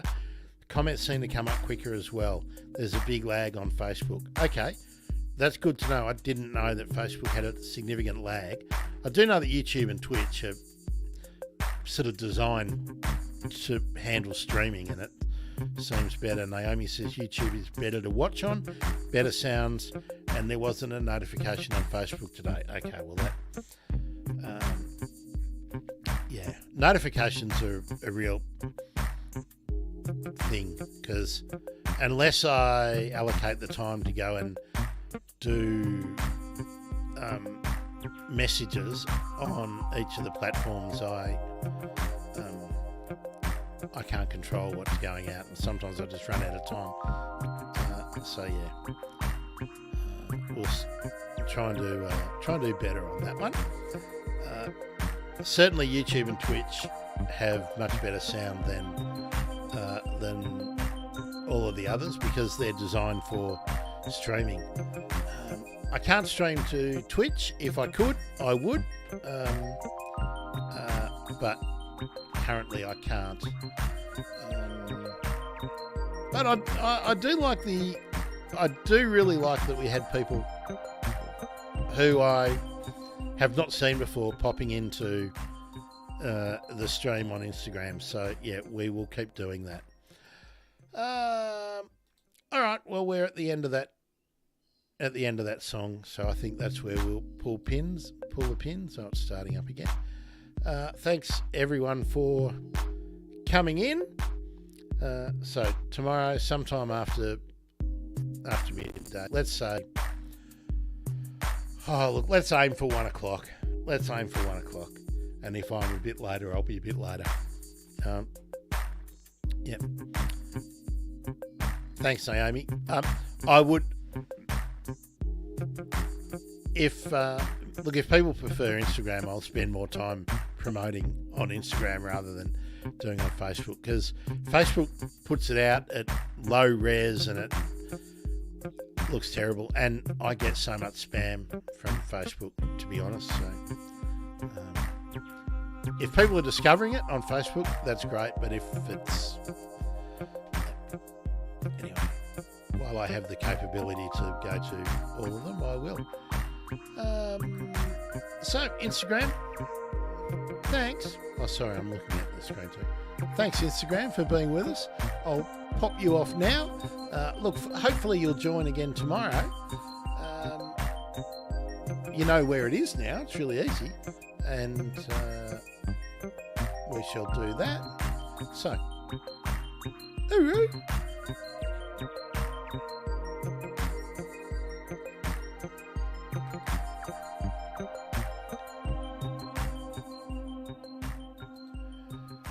And everyone else who is here on the other platforms. Martin, 12 o'clock in Queensland tomorrow. That's going to be the aim, Martin. Yeah. I have to go out,